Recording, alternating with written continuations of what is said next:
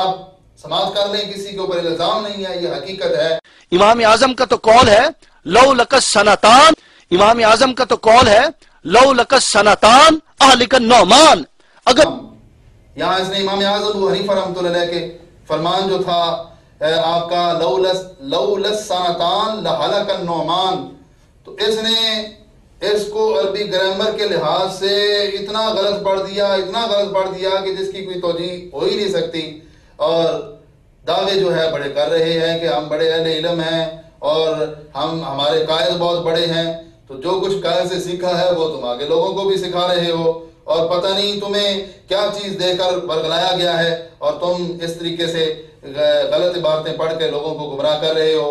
7ویں number پہ دیکھیں، اور اس کے بعد آپ 8ویں نمبر پہ ان کی یہ عبارت کہ کما فی مجمع الانہر، کما فی مجمع الانہر، ان کی عبارت سنیں، کما فی مجمع النار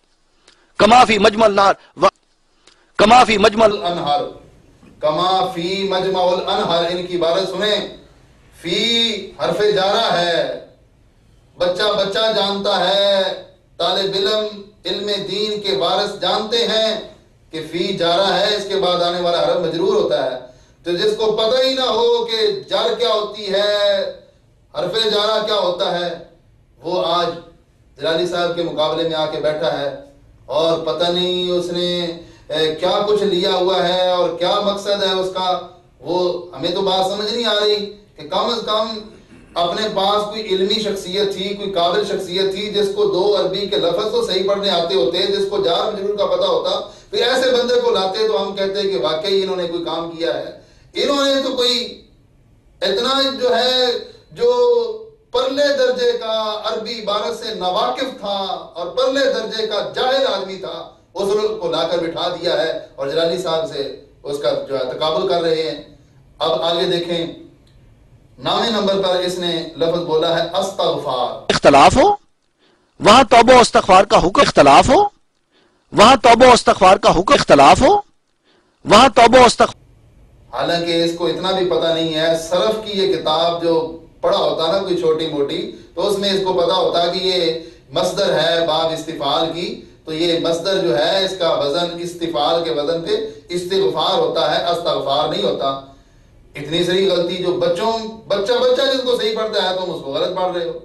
اور اس کے بعد 10ویں نمبر پہ اس نے یہ کہا کہ الخلافۃ علی قسمین، فرماتے ہیں کہ الخلافت حاض القسمین، خلافت کی 2، فرماتے ہیں کہ الخلافت حاض القسمین، خلافت کی 2، فرماتے ہیں کہ الخلافت حاض القسمین، جو قسم لفظ ہوتا ہے قسم، جس طرح قسم کی تم نے گالیاں دیں، اس کو ہم یہ نہیں قسم کی تم نے گالیاں، کتنی بڑی غلطی ہے، تو تم نے قسمین کہہ دیا، قسم کی تسنیہ بنا دیا، حالانکہ یہ قسم کی تسنیہ ہے، تجھے تو تسنیہ کا بھی پتہ نہیں ہوگا، تجھے میں کیا سناؤں، تجھے تو تیرے پڑھانے والے بھی جوتے مارتے ہوں گے کہ تو نے ہماری بدنامی کروا دی، ایسے لفظ بول کر ہم تمہیں اپنے ترجمان بنانا چاہتے تھے۔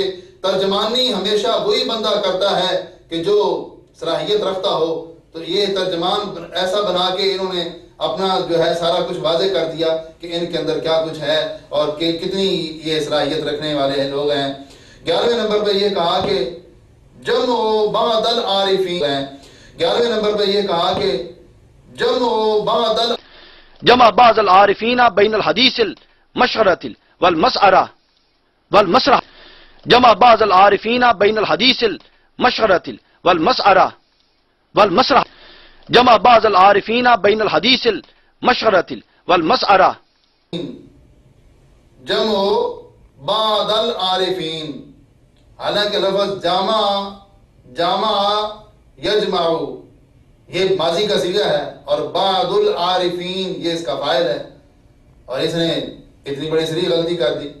اور لفظ جو ہے وہ 12ویں نمبر پہ اس نے یہ کہا کہ جو بزم خیش ہے اس کو اس نے بزم خویش، مسئلہ اجماعی ہے، اور اگر کوئی شخص بزم خویش متصور کرتا ہے کہ حضرت ابوبکر روحانی طور پر، مسئلہ اجماعی ہے، اور اگر کوئی شخص بزم خویش متصور کرتا ہے کہ حضرت ابوبکر روحانی طور پر، مسئلہ اجماعی ہے، اور اگر کوئی شخص بزم خویش متصور کرتا ہے کہ حضرت ابوبکر روحانی طور پر، مسئلہ اجماعی ہے، اور اگر کوئی شخص بزم خواہش متصور کرتا ہے کہ حضرت ابوبکر روحانی طور پر مسئلہ اجماعی ہے، اور اگر کوئی شخص بزم خواہش متصور کرتا ہے کہ حضرت ابوبکر روحانی طور بزم خواہش، جس کو اردو کا ایک لفظ نہیں پڑھنا آتا، وہ آج آ کر سکالر بن کے بیٹھا ہوا ہے اور بہت بڑا اپنے آپ کو مصنف ظاہر کرتا ہے کہ میں نے ایم اے بھی کیا ہوا ہے، میں نے جو ہے سیالوی صاحب کے پاس پڑھا بھی ہوا ہے، سیالوی صاحب کے پاس اگر پڑھا ہوتا تو کچھ نہ کچھ فیضان تیرا نظر آتا،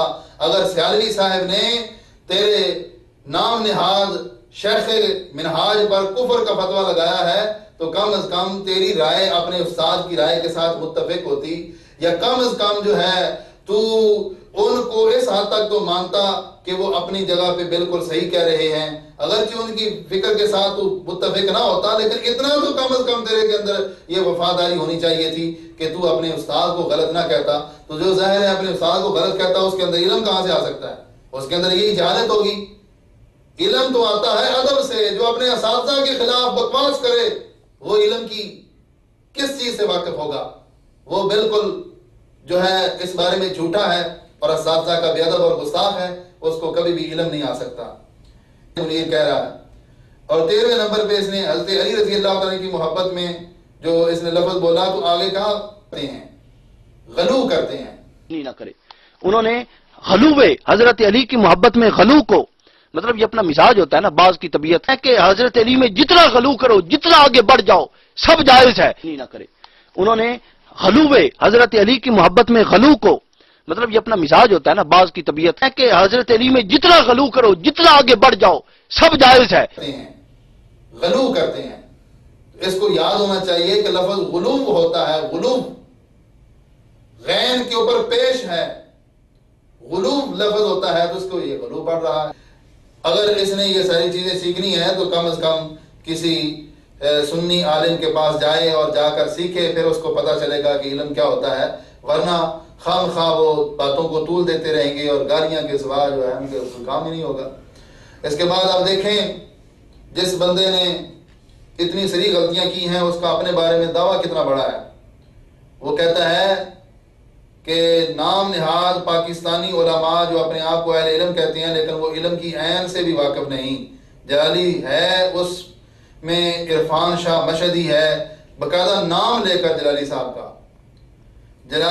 کا نام لے کر، عرفان شاہ صاحب کا نام لے کر یہ کہا کہ علم کی عین سے بھی واقف نہیں۔ کہنے والا کون ہے؟ جو قرآن پاک کی آیت کو لا تقربو پڑھ رہا ہے اور جو حدیث کو آزنتہو پڑھ رہا ہے، وہ دوسروں کو کہہ رہا ہے کہ علم کی عین سے بھی واقف نہیں۔ یار کچھ نہ کچھ تو بندے کے اندر سوچ ہونی چاہیے۔ میرا جی تو بہت چاہتا ہے کہ لفظ جس طرح کے تو نے بولے ہیں میں بھی ایسے لفظ بولوں، لیکن مجھے یہ چیزیں الزام علماء کو دے رہا ہے جنہوں نے پی ایچ ڈی کی ہے، مکمل درس نظامی میں انہوں نے پوزیشنیں حاصل کی ہیں۔ درس نظامی کیا جو پڑھنے والا ہے، تنظیم المدارس کا کورس کرنے والا ہے، وہ امامت کے قابل بھی نہیں ہوتا۔ امامت کے قابل تم اسی کو سمجھتے ہو جو تمہارے نام نہاد شیخ الاسلام کا پیروکار ہو، جو اس کی غلط افکار کو اپنانے والا ہو، وہی امامت کے قابل ہوتا ہے۔ جس کی داڑھی پوری نہیں ہو سکتی، جس کی اپنی نماز ہی نہیں، ساری نمازوں کا بیڑا غرق کرتا ہے، اس کو تم امام سمجھتے ہو، اور جس کے سنت کے مطابق داڑھی بھی ہے، قائد صحیحہ ہیں اس کے، اور اعمال اور علم اور ساری چیزیں اللہ تبارک و تعالیٰ نے ان کو عطا فرمائی ہیں، ایسی شخصیت کے بارے میں تم کہتے ہو کہ وہ تو امام بننے کے بھی قابل نہیں ہے۔ اور اس کے بعد یہ کہتا ہے کہ یہ جلالی کی چال ہے اور اس کا بغض ہے شیخ الاسلام سے۔ ماشاءاللہ بغض ہم کیسے کریں؟ ہمیں کیا ضرورت ہے ایسے شخص کے بغض کرنے کی؟ بغض تو ہمیشہ حسد بغض اس سے ہوتا ہے کہ جس پہ اندر کوئی کمال ہو، کمال پر بغض کیا جاتا ہے۔ کسی کی جو اتنی سری غلطیاں ہوں اور غلطیاں ہمیشہ کرتا ہی جائے اس سے کوئی بندہ بغض نہیں کرتا، اس کے بندہ کیچڑ کی نشاندہی کرتا ہے کہ یہ تو الزام لگا رہا ہے، غلط پڑھ رہا ہے، اس کی نشاندہی کی جاتی ہے۔ اگر کوئی نشاندہی کا نام حسد رکھ دے، بغض رکھ دے، تو یہ گویا کہ ساری تاریخ کو مسخ کرنا ہے اور تعریفات کو بدل ڈالنا ہے۔ کم از کم بندے کو فرق اتنا پتہ ہونا چاہیے کہ بغض کیا ہوتا ہے اور جو اصلاح کیا ہوتی ہے۔ اصلاح میں اور بغض میں فرق کرو. جلالی صاحب کو تمہارے ساتھ کوئی بغض نہیں، ہمیں تمہارے ساتھ کوئی حسد نہیں، اس لیے کہ تمہارے اندر کمال ہی نہیں. پہلے کمال پیدا کرو. اور کمال کب آئے گا؟ کہ جو ہم تمہاری اصلاح کر رہے ہیں، اگر تم اس اصلاح کے پیروکار ہو گئے، اصلاح آ گئی، تو پھر کچھ نہ کچھ تمہارے اندر بھی یہ صلاحیت آ سکتی ہے کہ تمہارے ساتھ لوگ رشک کریں گے کہ واقعی یہ لوگ قابل رشک ہیں. لیکن تمہارے اندر جب تک اصلاح نہیں آئے گی اس وقت تک علم نہیں آ سکتا. چوتھے نمبر پہ اس نے یہ کہا کہ اس جیسے لوگوں نے داڑھی کے تقدس کو پامال کر دیا. جلالی جیسے فتنہ پرور لوگوں نے یہ اتنے گھٹیا لفظ بولے کہ داڑھی کے تقدس کو پامال کر دیا. داڑھی کے تقدس کو ہم پامال کر رہے ہیں، جلالی صاحب پامال کر رہے ہیں. جو داڑھی کے اوپر کینچی چلا کر سنت رسول صلی اللہ علیہ وسلم کو کاٹنے والا ہے وہ پامال نہیں کر رہا. جو کاٹ کر اس کو نیچے پھینک رہا ہے وہ پامال نہیں کر رہا. جس نے سنت رسول کو اپنے چہرے پہ سجایا ہوا ہے وہ پامال کر رہا ہے. پوری امت کا اجماعی مسئلہ مشت داڑھی رکھنا، ایک مٹھی داڑھی پوری امت کا اجماعی مسئلہ تھا. اس کو پامال کرتے ہوئے تم نے اس کو کاٹ دیا، کینچی چلا دی اس کے اوپر. دھجیاں تو اس کی تم بکھیر رہے ہو اور الزام جو ہے وہ جلالی صاحب کو دے رہے ہو. اب دیکھو یہ اہل علم سارے جانتے ہیں کہ فتح القدیر ہے یا اس کے علاوہ باقی کتب جو ہے فقہ حنفی کی، ان میں یہ بات ساری واضح طور پہ موجود ہے کہ داڑھی جو ہے وہ ایک مٹھی تک رکھنا جو ہے وہ ضروری ہے. اور اللہ حضرت رحمۃ اللہ علیہ کا باقاعدہ ایک پورا رسالہ موجود ہے. الزام یہ دے رہے ہیں. اور آگے پتہ ہے سنیں آگے کیا کہتے ہیں کہ ہم سب کو جانتے ہیں کون کتنے پانی میں ہے، کس کی علمی سطح کیا ہے. نکلے صدف کی آنکھ سے موتی مرے ہوئے. ہم تو سمجھتے تھے کہ پتہ نہیں کوئی بڑی ہی قدور شخصیت ہوگی جس کو انہوں نے علم پڑھایا ہوگا، علم بولے گا اس شخصیت سے. لیکن جس وقت وہ بولا تو سوائے گالیوں کے کچھ نہ نکلا. بہت شور سنتے تھے پہلو میں دل کا، جب چیرا تو ایک قطرہ بھی خون نہ نکلا. بڑے علم کے دعوے تھے، جب ان کو کھول کے دیکھا گیا تو وہ ایک حدیث پاک، ایک قرآن مجید کی آیت وہ صحیح نہ پڑھ سکے. اور آج بھی میں پورے وثوق سے کہتا ہوں کہ اگر واقعی تمہیں اپنے علم پہ ناز ہے اور واقعی یہ صلاحیت کے مالک ہو تو پھر آؤ ذرا حدیث پاک کی عبارت پڑھ کے سناؤ، قرآن پاک کی صحیح تلاوت کر کے دکھاؤ. اگر تمہیں یہ چیزیں نہیں صحیح کرنا آتی تو پھر کم از کم اپنے آپ کو اس سٹیج پہ نہ لاؤ، جو تمہارا مرتبہ ہے اسی پہ ہی اپنے آپ کو رہنے دو. کہ شیخ الاسلام کو چھوڑو تم اس کے شاگرد پر برے نہیں اتر سکتے. واہ جی واہ، تمہارے شیخ الاسلام نے جو گل کھلائے ہیں وہ بیچارے رو رہے ہوں گے کہ اتنی پکڑ آج تک میری کسی نے نہیں کی ہوگی جتنی جلالی صاحب نے پکڑ کر دی ہے. جلالی صاحب نے صحیح نشاندہی کرتے ہوئے اصلاح کی ہے کہ اپنا کم از کم قد بڑھانے سے پہلے کچھ نہ کچھ علمی قابلیت جو ہے وہ بھی پہلے ہونی چاہیے. لیکن اس شخص نے یہ کہا کہ شاگرد پر پورے نہیں اتر سکتے.